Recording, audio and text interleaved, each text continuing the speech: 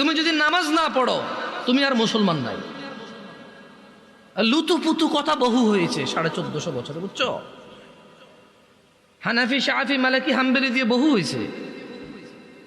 বুকে বাঁধা, নাভির নিচে বাঁধা, আমি আস্তে জোরে বলা নিয়ে বহু ঝগড়া করেছে। এবার বাদ দাও, পদ্ধতিতে যাইও না, পড়ো আগে নামাজ। তোমার পদ্ধতিতে প্রবলেম, তাই না?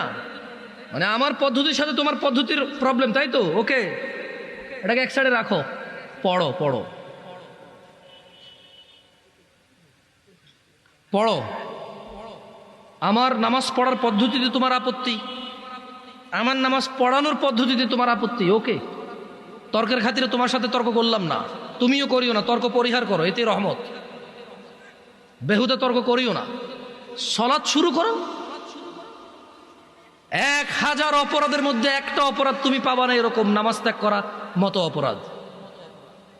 তোমার এই পৃথিবীর কোন নেক আমল হিসেব হবে না নামাজের আগে। যার নামাজ ঠিক থাকবে তার সব ঠিক থাকবে।